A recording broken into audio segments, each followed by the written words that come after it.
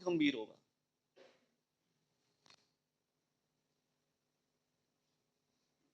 उसके पीछे कारण है। जब मैं प्रार्थना कर रहा था, प्रभु मैं किस वचन को लेकर आपके लोगों के सामने जाऊं, प्रभु ने मुझे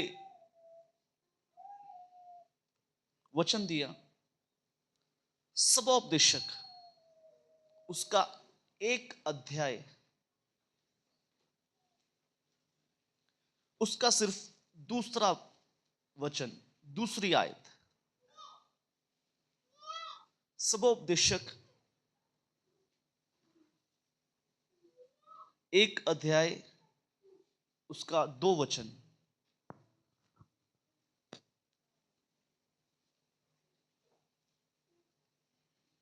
वहां इस प्रकार से लिखा है,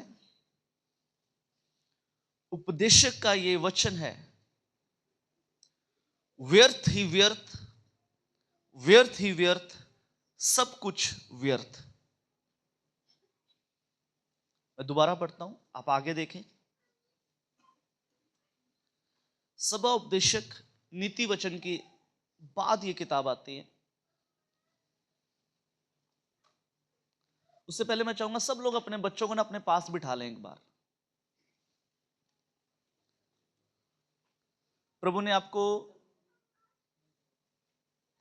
आशीषित बच्चे दिए हैं, इनको अपने पास बिठाइए। और आपके पास एक अच्छा मोबाइल प्रभु ने दिया, उसको फ्लाइट मोड पे लगा दें। हालेलुया। हम प्रभु की उपस्थिति के बीच में।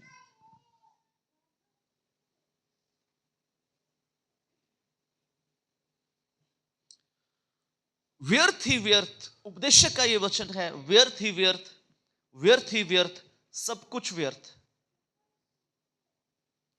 एक इंग्लिश के अनुवाद में लिखा है, it is useless, useless. Said the philosopher, life is useless, all useless.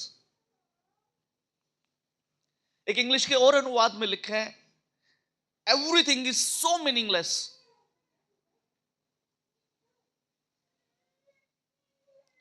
The teachers say that it is all a waste of time. कितनों को समझ आया? व्यर्थ ही व्यर्थ। और ये मालूम कौन लिख रहा है? जो एक बुद्धिमान व्यक्ति है। ये वो व्यक्ति है जिसको परमेश्वर ने 2 बार दर्शन दिया और परमेश्वर ने इसे एक ऐसा वरदान दिया। परमेश्वर ने कहा, ना तो तेरे से पहले कोई बुद्धिमान था और ना ही तेरे बाद तेरी तरह कोई बुद्धिमान होगा। ये वो व्यक्ति लिख रहा है। आप दूसरे शब्दों में ये कह सकते, एक सुलझा हुआ व्यक्ति, बुद्धि से निपुण व्यक्ति इन बातों को वचन के अंदर लिख रहा है। और व्यर्थ है क्या? इंग्लिश का एक बड़ा अच्छा अनुवाद है, उसमें इस प्रकार से लिखा है, everything is so meaningless. The teacher says that it is all a waste of time. समय की बर्बादी है, समय की बर्बादी है। व्यर्थ है क्या? आज हम सीखेंगे व्यर्थ है क्या।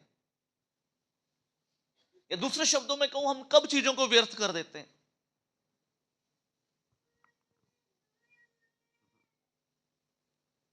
आज बड़े गंभीरता के साथ आपने वचन को सुनना है। मैं दोबारा कहता हूं, ये वचन मेरे लिए भी है, आप सबके लिए भी है। हमारे बड़े पास्टर जी हमेशा इस बात को बोलते हैं, जब हम वचन देते हैं वो वचन सबसे पहले हमारे लिए होता है, जो वचन दे रहा होता है।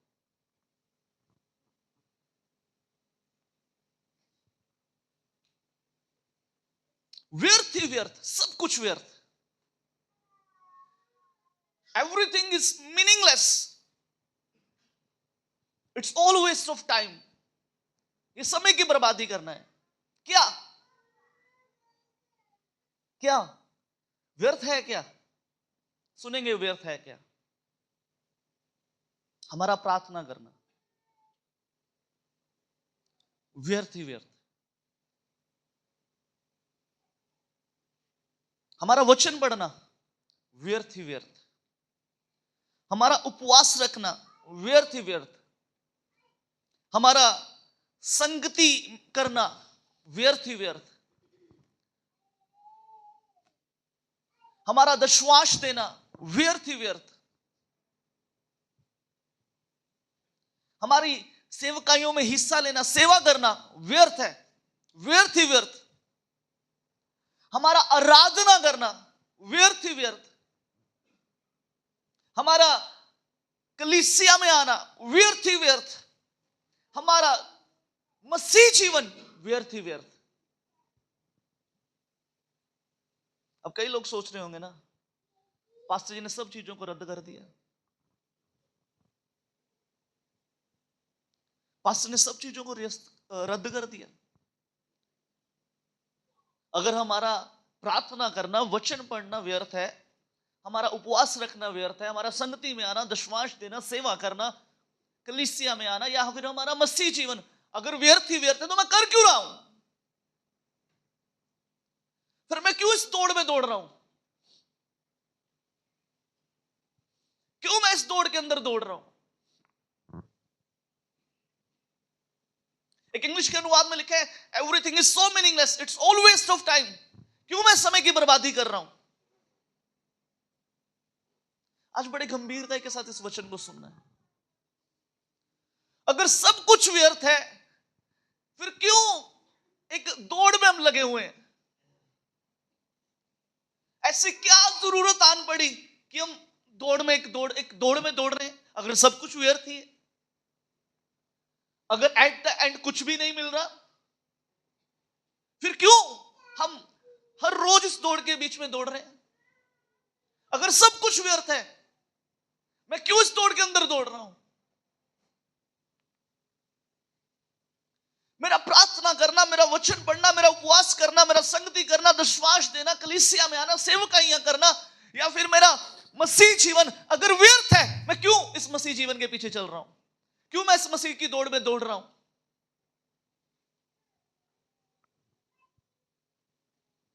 सवाल है ये। अगर सब कुछ समय की बर्बादी है, सुबह 10 बजे से यह सभा शुरू हुई है,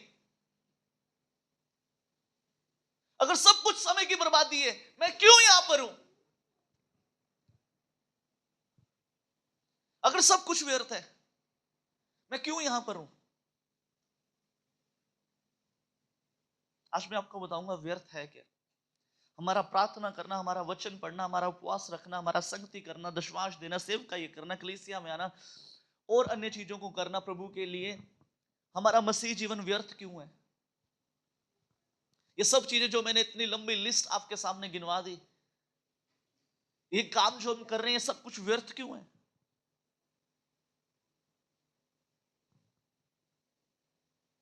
बाइबल तो ये कहती है मसीह में किया गया परिश्रम कभी व्यर्थ नहीं है, लेकिन आज हम कुछ और ही सुन रहे हैं। आज कुछ और ही चर्च के अंदर शिक्षा दी जा रही है। मतलब इतना समय जो मैंने प्रभु के साथ 5 साल, 10 साल, 15 साल, 20 साल, 25 साल, 30 साल लगा दिए, वो सब व्यर्थ है? हाँ, वो व्यर्थ है। हाँ, मैं दोबारा कहता हूं, हाँ वो व्यर्थ है। हाँ वो व्यर्थ है।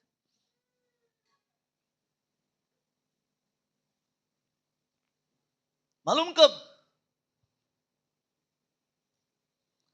जब मैं प्रार्थना कर रहा हूं, मैं वचन पढ़ रहा हूं, मैं उपवास रख रहा हूं, मैं संगति कर रहा हूं, मैं दशवांश दे रहा हूं, मैं सेवा में जा रहा हूं, मैं आराधना करता हूं, मैं कलीसिया में आता हूं, मेरा मसीह जीवन, मसीह के साथ एक घनिष्ठ रिश्ता है। इन सब चीजों करने के बाद जब मैं झूठ बोलता हूं, तब ये व्यर्थ है सब कुछ।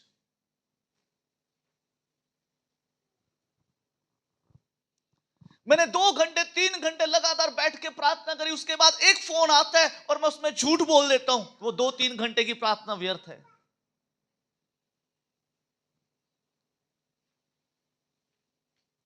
मैं संडे को उपवास रखकर प्रभु की उपस्थिति के बीच में आता हूं। मैं 2 से 3 घंटे प्रभु के घर में रहता हूं, कलीसिया में रहता हूं। मैं प्रार्थना करता हूं, मैं वचन को सुनता हूं। बाहर जाकर चप्पलों के पीछे मेरी लड़ाई हो जाए या बाहर जाकर मैं फोन पे झूठ बोल दूं, व्यर्थ है। वो 3 घंटे बिताए व्यर्थ है। वो 3 घंटे बिताए व्यर्थ है। ये बात पक्की है, बाइबल में लिखा है ना, मसीह में किया गया परिश्रम व्यर्थ नहीं होता। ये बात पक्की है, कभी व्यर्थ नहीं होगा।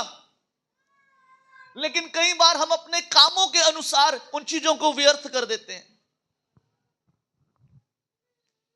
हम प्रार्थना में आगे बढ़ते हैं, हम वचन में आगे बढ़ते हैं, हम प्रभु में आगे बढ़ते हैं। एक झूठ आपके आत्मिक जीवन को व्यर्थ कर सकता है। आपको मालूम है, झूठ ऐसा एक आज के समय में शैतान ने ऐसा सिस्टम बना दिया हमारे दिमागों का, झूठ हमें पाप नहीं लगता। झूठ हमें पाप नहीं लगता। झूठ को हम पाप ही नहीं समझते। लेकिन बाइबल झूठ के बारे में कुछ और कहती है। झूठ को हम पाप ही नहीं समझते हैं।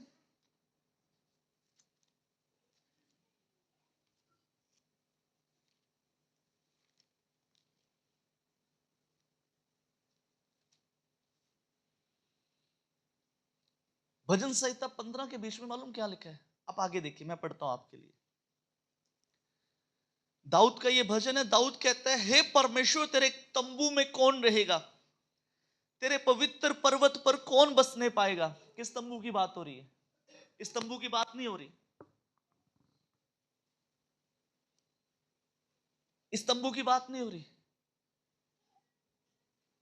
तेरे पवित्र पर्वत के ऊपर कौन वास करेगा? किस चीज की बात हो रही है? ये उस स्वर्ग की बात हो रही है।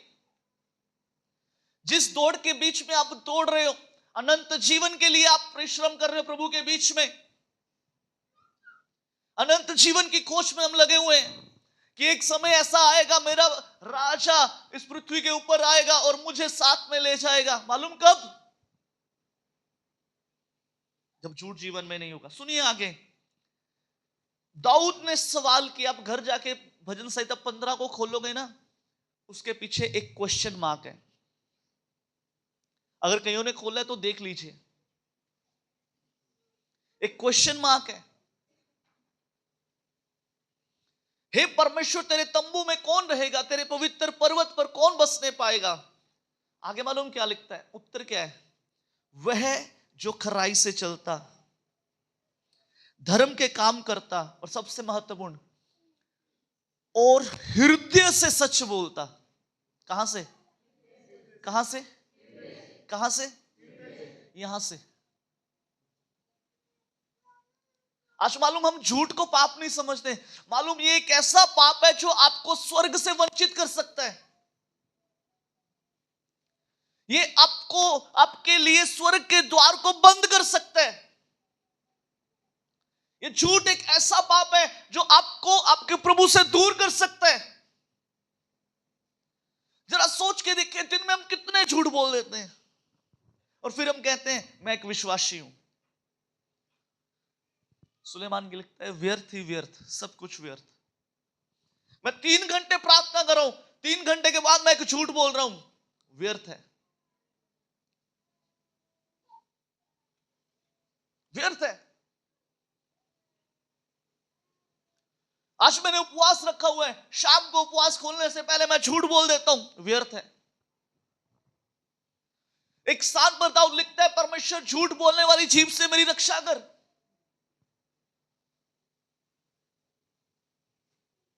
हम झूठ को आज पाप ही नहीं समझ रहे। हम 1 सेकंड लगाते हैं, 1 सेकंड ऐसे झूठ बोल देते हैं। आपको मालूम है, एक झूठ आपके मसीह जीवन के पिछले 1 महीने के किए गए परिश्रम को व्यर्थ कर सकता है। आप पूरी रात प्रभु के साथ बैठकर उसकी उपस्थिति के बीच में बैठे हुए हैं और एक झूठ बोल दिया, माफ कीजिएगा, वो परिश्रम व्यर्थ है। इसलिए वो लिखता है व्यर्थ ही व्यर्थ। इसलिए वो लिखता है व्यर्थ ही व्यर्थ। आज जब मैं अपने आप को मसीह कहता हूं और मैं झूठ बोलता हूं, माफ कीजिएगा, मैं अपने समय को बर्बाद कर रहा हूं। Everything is waste of time, it's all waste of time, it's all waste of time, it's all waste of time.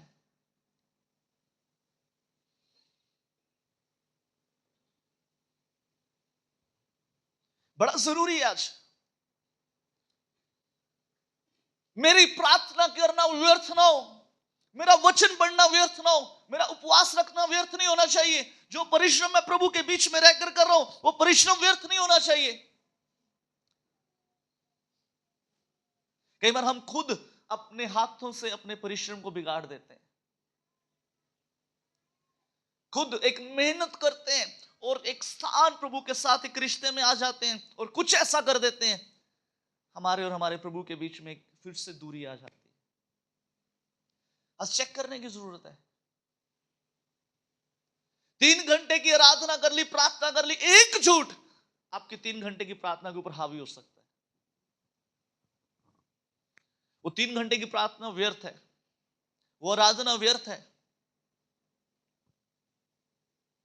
वो आराधना व्यर्थ है। हम वचन पढ़ रहे हैं, लगातार वचन पढ़ रहे हैं, वचन पढ़ रहे हैं, वचन पढ़ने के बाद झूठ बोल रहे हैं।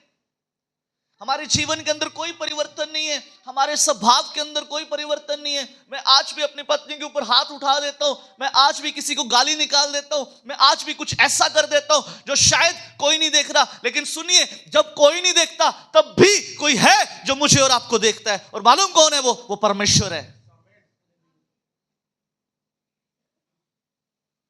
आज मालूम आप जहां पर हैं ना, जिस स्तर के ऊपर आप हैं, वो आपके कामों के कारण है। और जिस स्तर पे आने वाले समय में आप होंगे, या जिस स्तर से ऊपर होंगे या ऊपर होंगे या नीचे होंगे, ये आपके कामों के ऊपर डिपेंड करेगा। आपका रिश्ता प्रभु के साथ कैसा है, आपका संबंध प्रभु के साथ कैसा है, आपका एक घनिष्ठताई का संबंध है या फिर एक हेलो हाय वाला संबंध है। ये बड़ा जरूरी है मसीह लोगों। सिर्फ मसीह कहलाना काफी नहीं है। मसीह का मतलब मालूम क्या है? यानी अब मैं नहीं हूं, अब मैं अपने आप का नहीं हूं, मैं संसार का नहीं हूं, अब मैं मसीह का हूं। मसीह कभी झूठ नहीं बोलता। हालेलुया। मसीह कभी झूठ नहीं बोलता। मसीह के मुंह से कभी गाली नहीं निकली। अभी हमने गीत गाया, पंजाबी में गीत गाया, दित्तियां दुआवां उन्हें सब नू जो सूली उत्ते उन उसी के चाड़ दे, माफ करी पीता ही नहीं जान दे, क्यों पसली च नेजा मेरे मार दे। मालूम, सलीब के ऊपर सब कुछ सहने के बाद, सब दुख सहने के बाद, पीड़ाएं सहने के बाद एक ही शब्द मुंह से निकलता है, हे पिता इन्हें क्षमा कर, क्योंकि ये नहीं जानते कि क्या करते हैं। आज मालूम क्या है? हमें अपने भाई को माफ करना मुश्किल हो जाता है। और मैं अगर कहूं मैं किसी को माफ नहीं कर पा रहा, और मैं कहूं मैं विश्वासी हूं, मैं ऐसा हूं, मैं वैसा हूं, प्लीज चेक करने की जरूरत है। क्या यह समय की बर्बादी तो नहीं है? क्या यह समय की बर्बादी तो नहीं है? क्या यह समय की बर्बादी तो नहीं है? आज सबसे महत्वपूर्ण मालूम क्या है? कुछ ना बदले, सिर्फ एक चीज को बदलना है। इसको, किसको बदलना है? बोलिए अपने आप को। साथ वाले को मत कहिए, अपने आप को कहिए। बोलिए अपने आप को। आज इसे बदलने की जरूरत है।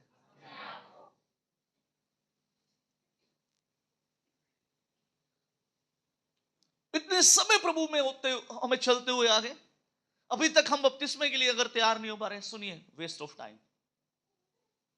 प्रभु का आत्मा मुझसे कह रहा है, आज मैं आपसे खुल के बात करूं। इतने समय में प्रभु के साथ होते हुए चलते हुए आगे, आज भी हमारे मुंह से गाली निकल जाती है। सुनिए, वेस्ट ऑफ टाइम है, व्यर्थ ही व्यर्थ है, सब कुछ व्यर्थ है, सब कुछ व्यर्थ है, सब कुछ व्यर्थ है।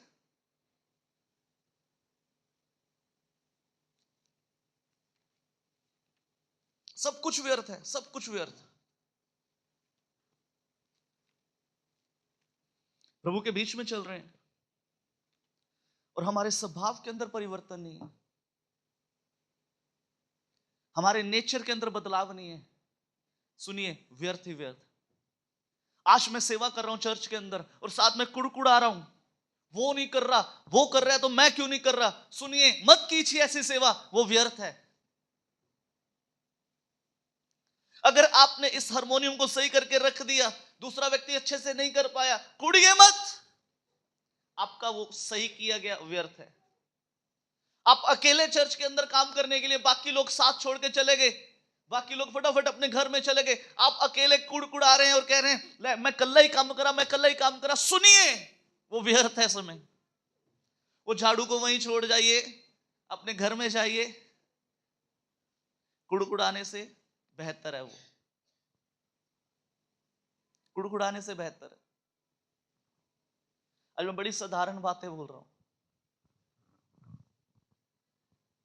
आज बहुत जरूरी है, बहुत जरूरी है। कहीं हम अपनी मसीह में की गई मेहनत व्यर्थ तो नहीं कर रहे, कहीं मसीह में किया गया परिश्रम व्यर्थ तो नहीं है, कहीं मसीह में की गई जो हमारी भाग दौड़ है, अरे उस दौड़ का क्या फायदा जब प्रभु आए और आप यहीं पे रह जाएं, जब वो अपने राज्य के बीच में आए आप यहीं पर रह जाएं, क्या फायदा, क्या मुंह दिखाएंगे किसी को, क्या मुंह दिखाएंगे।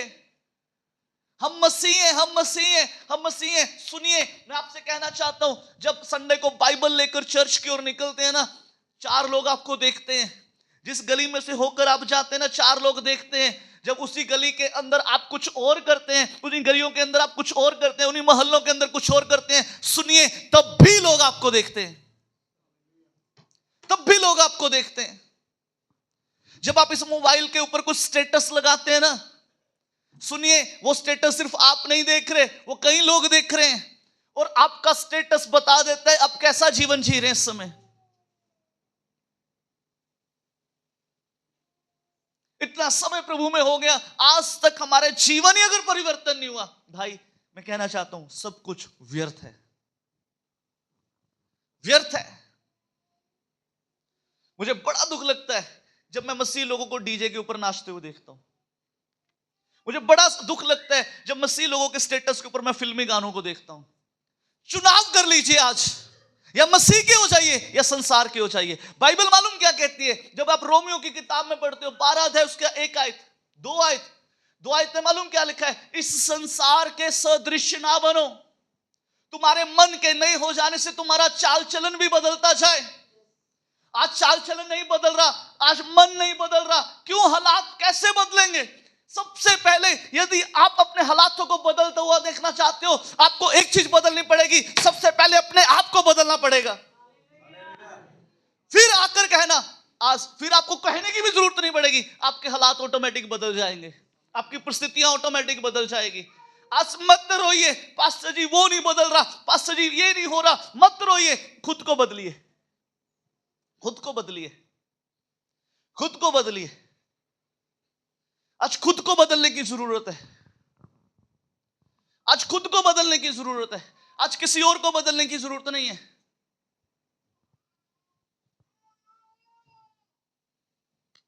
चुनाव कर लीजिए। मालूम, कुछ चीजें परमेश्वर ने हमारे हाथ में दी हुई है, कुछ चुनाव परमेश्वर ने हमारे हाथ में दिए हुए हैं। ये चुनाव मेरा है, मुझे इसके अनुसार चलना है या संसार के। हमारे बड़े पास्टर जी, पास्टर प्रबोध के सिंह जी अक्सर एक कहानी सुनाते हैं, वो कहानी मेरे दिल को बड़ी छूती है। वो हमेशा इस प्रकार से कहते हैं, मैंने कई जगह, प्रभु मुझे अवसर देता जब उनके साथ जाने का, मैंने कई स्थानों के ऊपर उनको इस बात को कहते हुए सुना।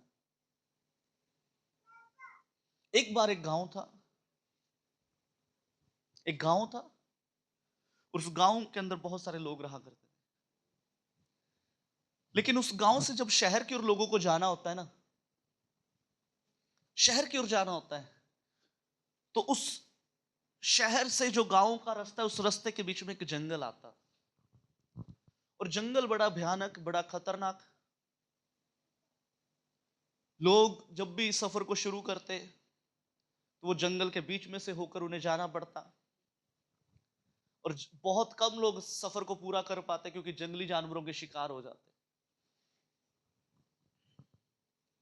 तो एक कुछ समय बाद उस जगह के ऊपर एक होटल बना दिया गया। उस होटल के अंदर ऐसी सुविधाएं दी, आप जब चाहें उस होटल के अंदर जा सकते। आप रात को 2 बजे जाओ, 3 बजे जाओ, सुबह के 4 बजे जाओ, जब मर्जी जा सकते हैं। आप वहां पर कुछ भी ऑर्डर करेंगे आपके लिए मुहैया किया जाएगा। आप वहां पर चाय ऑर्डर करेंगे, चाय आएगी, दूध मांगेंगे, दूध आएगा, कुछ भी मांगे आपके लिए मुहैया किया जाएगा। कुछ भी मांगे, कुछ भी मांगे, जो आप मांग सकते हैं वो मुहैया किया जाएगा।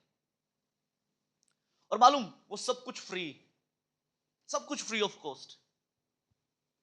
उसका एक भी पैसा आपने नहीं देना। लेकिन उस होटल की एक शर्त थी, उस होटल की एक शर्त थी कि जब आप रात वहां पर बिताते हैं अपने सफर से जाने के बाद, खाने पीने के बाद, आप उस होटल के बिस्तरा, जो आप कह सकते हो बेड है, उस बेड के अंदर फिट आने चाहिए। क्या आने चाहिए? फिट आने चाहिए। अगर तो आप लंबे हुए, अगर तो लंबा व्यक्ति हुआ, उस बेड से बाहर आया, उसके पैर वो काट दिए जाएंगे। अगर कोई छोटा हुआ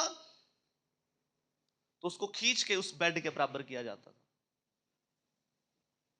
अब जो लोग बिल्कुल फिट आते वो तो बड़ा एंजॉय करते, उस होटल के अंदर बड़ा एंजॉय करते। वो तो एक छोड़ो, 2-2 रात वहां पे रह लेते, बड़ा एंजॉय करते। और जो लोग कटे होते, खींचे होते, वो दूसरों को कहते कुछ भी करना उस होटल में मत जाना, कुछ भी करना उस होटल में मत जाना। और जो लोग फिट आते वो दूसरों को भी कहते अरे कुछ भी हो जाए उस होटल में एक बार जरूर जाके आना, उस होटल में एक बार जरूर जाके आना। वो होटल पता कौन सा है? ये वो होटल है, ये वो होटल है, ये वह होटल। आज जो व्यक्ति इसमें फिट आएगा, जो व्यक्ति इसके अनुसार चलेगा, फिट आने का मतलब क्या है?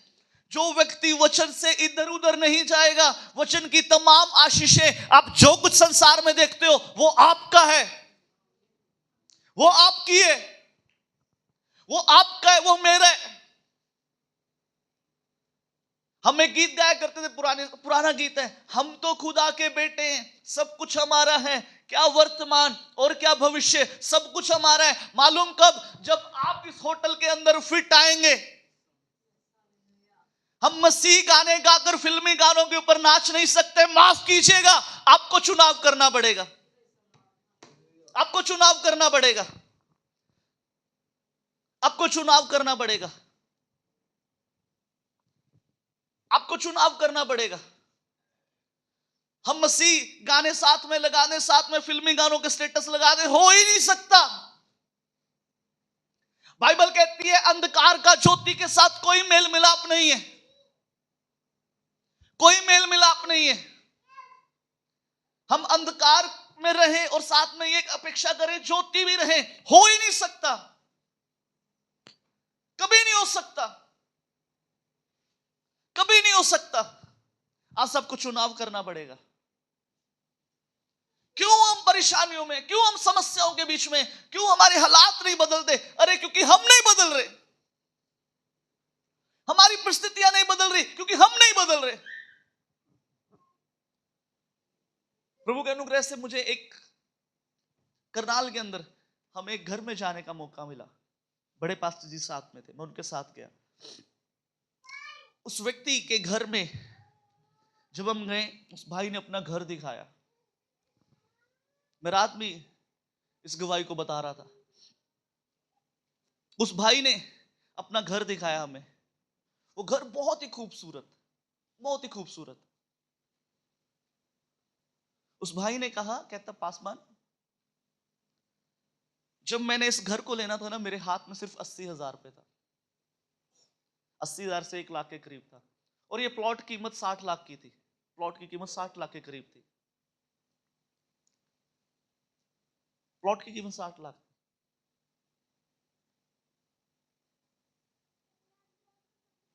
प्लॉट की कीमत 60 लाख थी और मेरे हाथ में 80,000 1 लाख। आप 1 लाख लगा लो, 59 लाख अभी भी चाहिए था। पता नहीं इससे ज्यादा का प्लॉट था। कहता जिस घर में आज आप बैठे हो ना, ये 1,67,00,000 का घर है। 1,67,00,000 का घर है। उसने अपनी गवाही बताई। कहता मैं डीजे के ऊपर ऐसे नाचता था, ऐसे नाचता था, ऐसे नाचता था, शराबी बंदा शराब पी के वैसा नहीं नाचता था। लोग कहते मुझे आके चेक करते थे, तूने शराब तो नहीं पी। लोग कहता मुझे आके चेक करते थे, तूने शराब तो नहीं पी। कहता एक दिन मैंने वचन सुना हमारे बड़े पास्टर जी का। एक दिन वचन सुना। कहता मुझे प्रभु की आत्मा ने तोड़ना शुरू किया, तोड़ना शुरू किया। आज के बाद कुछ भी हो जाए, कहते मैंने डिसीजन बनाया, डीजे पे नाचना दूर, मैं फिल्मी गाने के ऊपर अपना पैर भी थपथपाऊंगा नहीं। कहते आज भी मेरे कई रिश्तेदार प्रभु के बीच में नहीं है, मुझे जाना पड़ता है, लेकिन कोई जितना मर्जी जोर लगा ले, वो मेरे को हाथ पकड़कर भी खींचना शुरू कर दे, तब भी मैं फिल्मी गानों के ऊपर कभी नहीं नाचूंगा। कहता उस दिन से मैंने डिसीजन बनाया, प्रभु ने मुझे उठाना शुरू किया। वचन कहता तुम ज्योति की संतान हो, और जो ज्योति की संतान है वो ज्योति की नाई चमकती है। वो ज्योति की नाई चमकती है। अगर प्रभु ने आज आपको अच्छी आवाजें दी है ना भाई, उन आवाजों को प्रभु के नाम लगा दीजिए। जितना संसार में आप कुछ ढूंढ रहे हैं ना, उससे कहीं अधिक प्रभु आपको दे देगा, कहीं अधिक दे देगा। आज प्रभु का आत्मा कईयों से बात कर रहा है। चेक कीजिए, मेरा हर संडे चर्च में आना और अभी तक मैं बैप्टिज्म ही नहीं लिया। भाई रुकिए, टाइम वेस्ट मत कीजिए। इससे पहले कि आज की रात अगर प्रभु आ गया, हम कहां जाएंगे? आज की रात या अभी वो आ गया, हम क्या करेंगे? क्या करेंगे हम? क्या करेंगे हम? क्या मुंह दिखाएंगे लोगों को? बड़ा जरूरी है, बड़ा गंभीर है।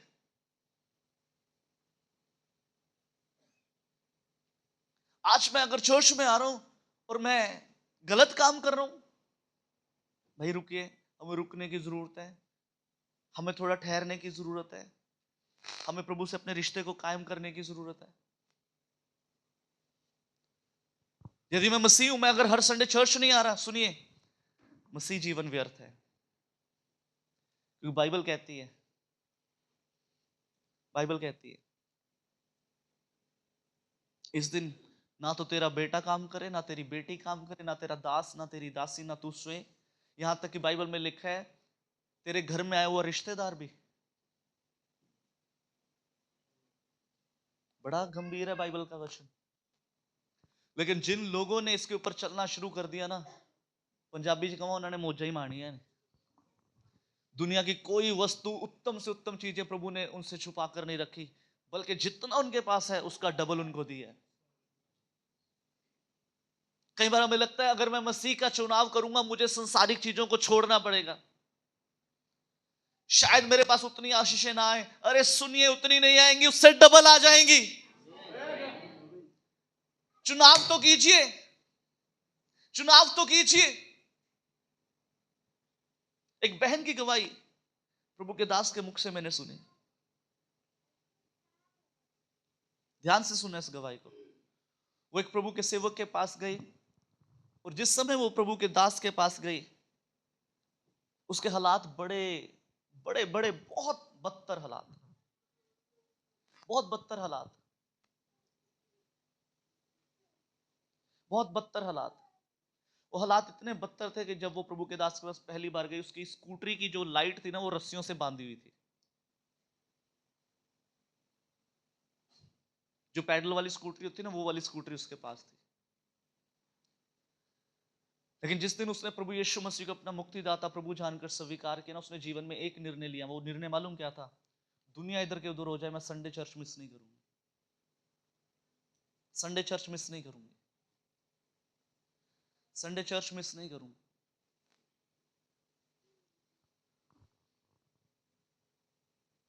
संडे चर्च मिस नहीं करूं। उसका एक बहुत बड़ा सलून है, एक बहुत अच्छा स्टूडियो है उसका, और बड़े बड़े लोग जैसे ओसवाल, ऐसे बड़े बड़े लोग उनके पास आते हैं। अगर कोई संडे को कहे ना कि हम आपको 5 लाख दे देंगे, ब्राइड तैयार कर दो, वो 5 लाख को एक साइड पे कर देती है, 5 लाख को एक साइड पे कर देती है। कोई आकर कहे ना 1 करोड़ ले लो, वो 1 करोड़ को भी साइड कर देती है। संडे के साथ कॉम्प्रोमाइज नहीं करती, संडे के साथ कॉम्प्रोमाइज नहीं करती। संडे उसने कहा कि मेरे प्रभु का है, संडे मेरे प्रभु का कहती। जिस समय प्रभु के दास के पास गए थे ना, उसकी तनख्वाह कोई तकरीबन कितना बताया था एक बार मैंने, 2500-2700 के करीब थी, 2500-2700 के करीब थी। विद इन 8 ईयर, 8 साल के अंदर कितना एक बंदा ग्रोथ कर पाएगा, कितना ग्रोथ कर पाएगा? एक व्यक्ति की 8 साल पहले तनख्वाह 2700 है, 2500 है, कुछ भी लगा लीजिए।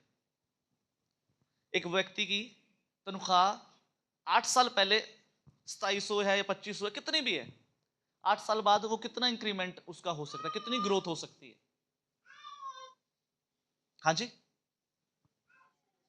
बोलिए, एक अमाउंट बताइए ना। 25,000 हो जाएगी, 27,000 हो जाएगी, मैं कहता हूं 30,000 हो जाएगी। प्रभु के बड़े अनुग्रह के द्वारा आज वो बहन अपने चर्च में हर महीने 80 से 90 हजार टाइथ देती है। 80 से 90 हजार टाइथ का मतलब मालूम क्या है? उसकी मंथली इनकम 8 से 9 लाख रुपए। अरे आप प्रभु को चुनाव तो करके देखिए, दुनिया की सब आशीषें आपके पैरों के बीच में होंगी।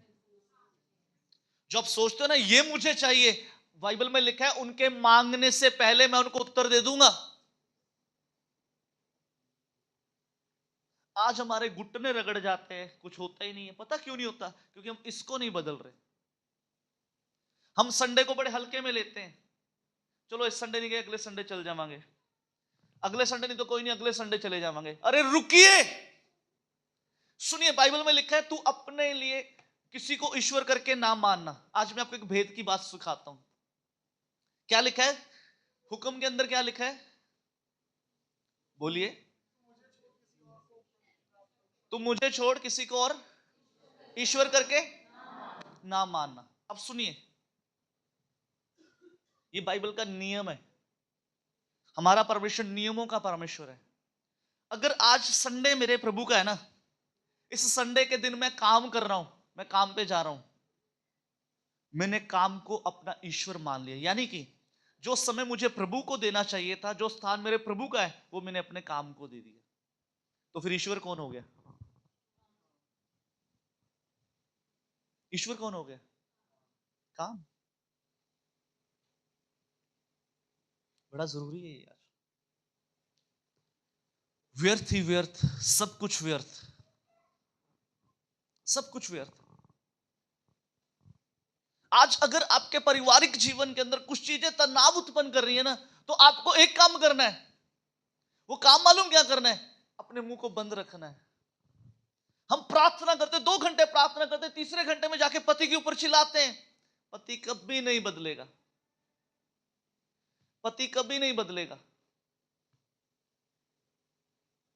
2 घंटे प्रार्थना करते, तीसरे घंटे जाके बच्चों के ऊपर चिल्लाते हैं, आ कर लो, ओ कर लो, कभी नहीं बदलेंगे। आपको एक काम करना पड़ेगा, मुंह को बंद रखना पड़ेगा, और महत्वपूर्ण काम पता क्या करना पड़ेगा? उनके लिए घुटने टेकने पड़ेंगे। मैंने पिछले संडे भी बताया था, जीवन में कुछ दीवारों को गिराने के लिए कई बार अपने मुंह को बंद रखना पड़ता है। जब परमेश्वर इसराइलियों को मिस्र में से निकाल कर लेकर आया, यरीहो नगर उनके सामने आया। एक विशाल दीवार थी, एक बड़ी दीवार थी। वो दीवार इतनी बड़ी थी, इतनी बड़ी थी, बाइबल के विद्वान कहते हैं 3 से 4 रथ एक समय में उसके ऊपर चल सकते थे, इतनी चौड़ी दीवार थी वो।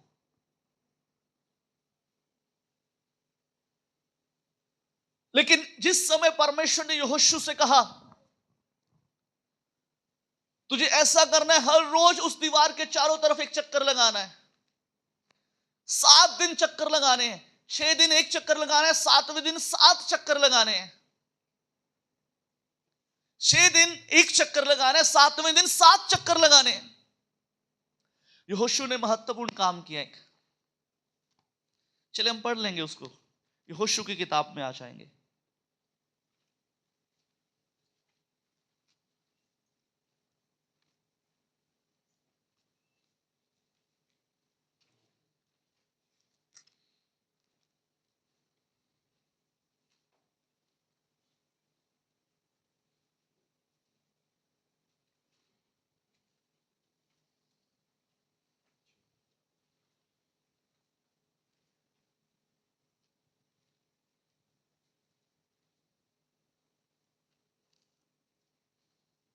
उसके 6 अध्याय में आ जाएंगे।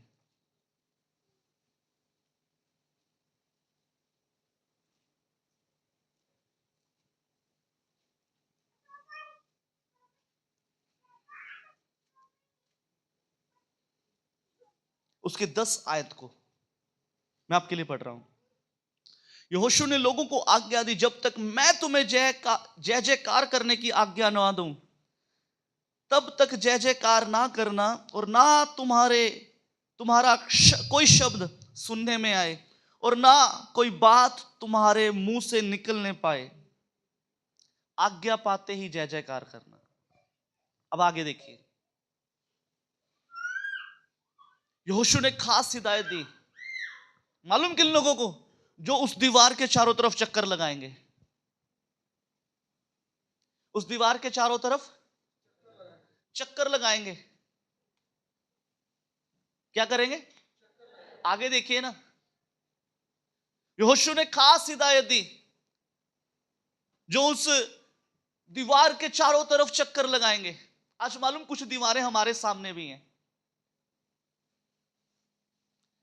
हम प्रार्थना कर रहे हैं, प्रभु मेरे बेटे का जीवन बदल दे, मेरे पति का जीवन बदल दे, मेरी पत्नी का जीवन बदल दे। कुछ दीवारें हैं, कुछ कर्जे हैं, कुछ बीमारियां हैं, कुछ हालात हैं, कुछ समस्याएं हैं, जो एक बड़ी दीवार की मानिंद हमारे सामने है।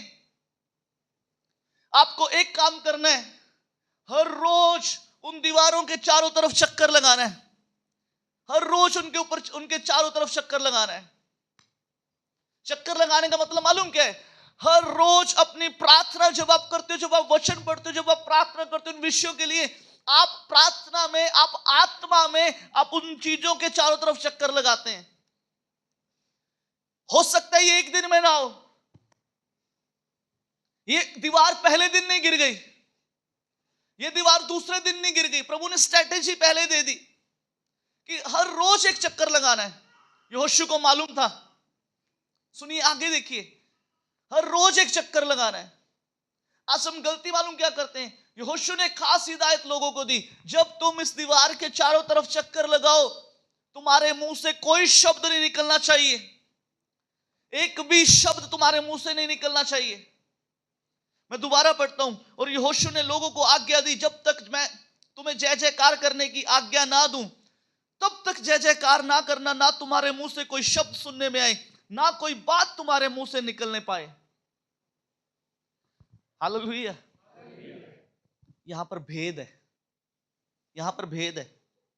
भेद मालूम क्या है? आप किसी के हृदय को बोलकर नहीं बदल सकते। आप जितना मर्जी कह लें, सूरज चर्च चल, सूरज चर्च चल, सूरज चर्च चल, सूरज नहीं जाएगा चर्च, सूरज चर्च नहीं जाएगा। हम 2 घंटे प्रार्थना करते हैं, 2 घंटे प्रार्थना करते, प्रभु सूरज के जीवन को बदल दे, सूरज के जीवन को बदल दे। तीसरे बार उसको क्या कहते हैं? तू मेरी गल सुनना ही नहीं, तुसी किसी काम नहीं हो। वो नहीं बदलेगा, वो नहीं बदलेगा। वो दीवार नहीं गिरेगी। यहोशू को मालूम था ये बुड़बुड़ाने वाले लोग हैं, ये मूसा को तंग करते हैं, ये मुझे भी तंग करेंगे। उसने एक खास हिदायत दी, जब तक मैं ना कहूं ना तुम्हारे मुंह से कोई शब्द नहीं निकलना चाहिए। आज मालूम पति कब बदलेगा, बच्चे कब बदलेंगे, जब आप सिर्फ एक ही काम करेंगे। आपका काम सिर्फ मालूम क्या है? चक्कर लगाना। क्या काम है? क्या काम है? बोलिए, चक्कर लगाना। आपका एक ही काम है, चक्कर लगाना आपका काम है। बोलना आपका काम नहीं है। हृदय को आप नहीं बदल सकते, किसी के जीवन को आप नहीं बदल सकते। हृदय को बदलना सिर्फ एक का काम है, वो हमारे प्रभु का। आप किसी के मन को नहीं बदल सकते, आप किसी की सोच को नहीं बदल सकते। आपको सिर्फ एक काम करना है, आपको अपना काम करना है। आपका काम क्या है? अरे जोर से बोलिए ना, बोलिए, जोर से बोलिए ना। चक्कर लगाना। आज हमारी प्रार्थनाएं व्यर्थ क्यों है? आज क्यों हमारी प्रार्थनाओं के उत्तर नहीं आ रहे? हम एक समय प्रार्थना करते हैं, दूसरे समय गलत अंगीकार करते हैं। यहोशू ने उनको चुप रहने के लिए पता क्यों कहा? यहोशू को मालूम था ये पहला चक्कर लगाएंगे ना, आधा चक्कर पूरा नहीं होगा, ये कहेंगे यहोशू अभी तक तो गिरी नहीं। आज हम भी यही कहते हैं, अभी तक तो मेरे पति का जीवन नहीं बदला। वो 2-3 घंटे की प्रार्थना व्यर्थ कर दी हमने। कई बार हम ये कहते हैं तुम तो कभी बदल ही नहीं पाओगे। वो 2-3 घंटे की प्रार्थना व्यर्थ कर दी हमने। वो एक हफ्ते में रखे उपवास व्यर्थ कर दिए जो हमने उनके लिए रखे हैं। आपको एक काम करना है, आपका काम सिर्फ इतना है, चक्कर लगाना है। क्या करना है? चक्कर लगाना है। पहले दिन नहीं होगा, शायद दूसरे दिन ना हो, शायद तीसरे दिन ना हो, शायद चौथे दिन ना हो, शायद 5वें दिन ना हो, लेकिन ऐसा नहीं कि होगा ही नहीं।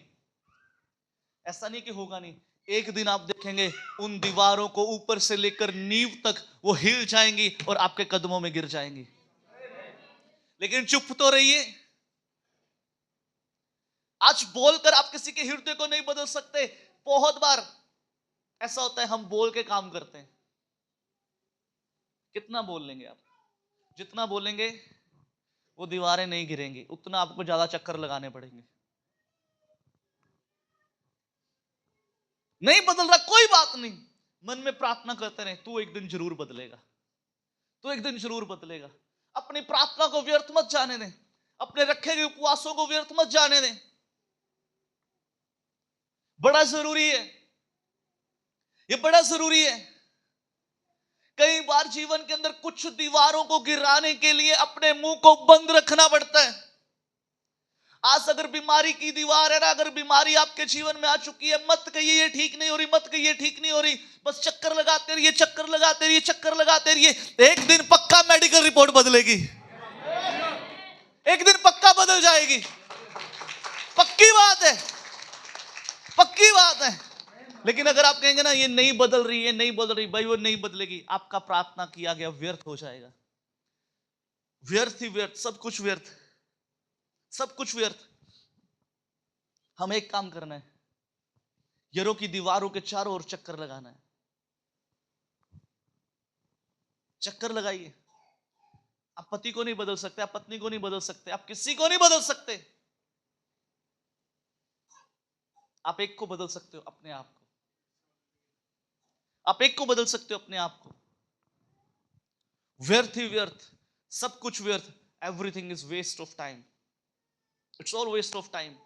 नहीं, ऐसा नहीं होना चाहिए। कई बार हम अपनी की गई परिश्रम को खुद व्यर्थ कर देते हैं। मसीह में चल रहे हैं, झूठ मत बोलिए, गाली मत निकालिए, प्रभु से दूर मत होइए।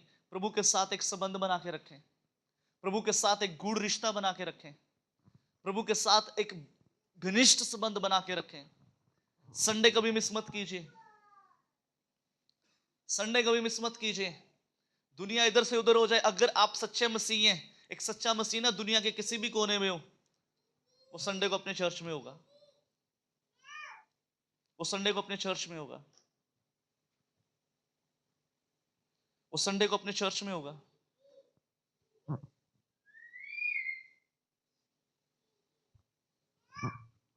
कितनों को समझ आ रहा है? आज से अपने परिश्रम को व्यर्थ मत करें। ये बात पक्की है, मसीह में किया गया परिश्रम व्यर्थ नहीं है, हो ही नहीं सकता। लेकिन आपको अपने ऊपर नियंत्रण रखना पड़ेगा, अपने स्वभाव के ऊपर नियंत्रण रखना पड़ेगा। अगर आपने 10 घंटे चर्च के अंदर सेवा कर ली, आपकी एक कुड़कुड़ाहट उस सेवा को व्यर्थ कर देगी। आपकी एक कुड़कुड़ाहट उस सेवा को व्यर्थ कर देगी। आपका एक झूठ आपके 1 महीने के उपवास के ऊपर हावी हो जाएगा। आपकी एक गलत निर्णय आपकी पूरी मेहनत के ऊपर पानी फेर सकता है। व्यर्थ ही व्यर्थ, सब कुछ व्यर्थ। मालूम कब व्यर्थ होता है? जब हम अपने ऊपर नियंत्रण नहीं रखते, जब हम भूल जाते हैं कि हु एम आई, मैं कौन हूं, मैं मसीह हूं। मसीह हूं का मतलब मालूम कि मैं अब अपना नहीं हूं, मेरे ऊपर अपना अधिकार नहीं है। प्रेरित पौलुस कहते हैं मैंने मसीह को पहन लिया है। अब जो चीज पहनी होगी वही दिखाई देगी। अब हम ये नहीं कह सकते मैं मसीह को पहनकर झूठ बोलूं। मतलब अगर आप मसीह को ये कहें कि मैं मसीह को पहने और झूठ बोलूं, तो माफ कीजिएगा, हमने मसीह को नहीं पहना, हमने झूठ को पहना हुआ है। Hallelujah, hallelujah. आज प्रभु की मेज हमारे बीच में। इससे पहले कि हम प्रभु की मेज में शामिल हो, अपने आप को जांचना है कि मैं कर क्या रहा हूं। अगर आज प्रभु यीशु मसीह आ जाए तो क्या मैं इतना तैयार हूं मैं उसके साथ स्वर्ग जाऊंगा?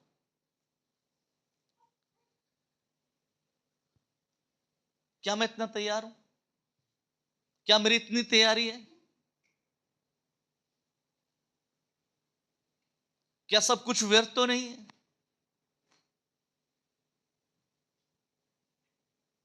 चेक करना है आज अपने आप को। वचन कहता है मसीह में किया गया परिश्रम व्यर्थ नहीं है। चेक कीजिए, चेक कीजिए, चेक कीजिए कि मैंने किन्हीं चीजों को व्यर्थ तो नहीं कर दिया, मैंने किन्हीं चीजों के ऊपर अपनी मेहनत के ऊपर पानी तो नहीं फेर दिया।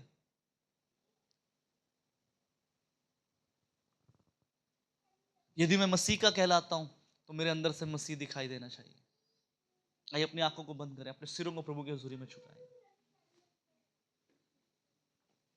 करुणा में पिता परमेश्वर, हम आपकी हुजूरी में झुक जाते हैं प्रभु, आपको नमन करते हैं प्रभु।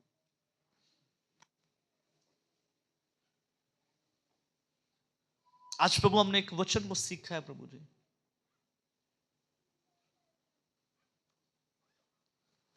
प्रभु आज होने दे खुदावन खुदा, यहां पे बैठे प्रत्येक जन के जीवन में पिता परमेश्वर, जितने इस वचन को सुन रहे हैं प्रभु जी, प्रभु आपके बीच में किया गया परिश्रम कभी भी व्यर्थ ना होने पाए प्रभु जी। प्रभु ये हर रोज अपने आप को प्रभु वचन के अनुसार ढालें प्रभु जी। हर रोज ये उठकर निर्णय ले, मैंने आज का दिन अपने परमेश्वर के साथ, परमेश्वर के कहे के अनुसार, वचन के अनुसार बिताना है।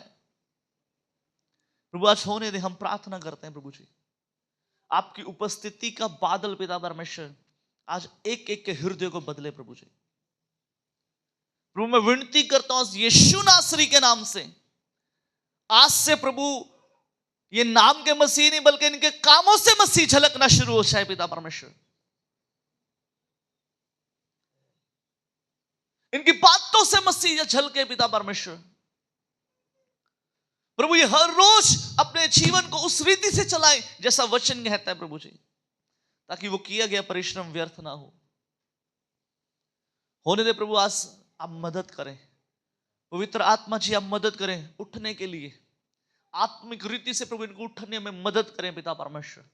जिन बातों के बीच में प्रभु ये संघर्ष को लेकर खड़े हैं प्रभु जी, जो बातें प्रभु इन्हें आप में आगे बढ़ने से रोकती हैं प्रभु जी, हम हर एक उस उलझाने वाले पाप को, हर एक उस रोकने वाली वस्तुओं को यीशु आपके नाम से डांटते हैं और आज्ञा देते हैं इनके जीवनों से हमेशा के लिए चली जाए। पूर्ण छुटकारा के साथ प्रभु आज यहां से निकले प्रभु जी, आपकी उपस्थिति का बादल प्रभु जी यहां पर उतरे। सब बातों में सारा आदर, सारी महिमा, सारा जलाल यीशु आपको देते हैं। यीशु नाम से प्रार्थना मांगते हैं, आमीन।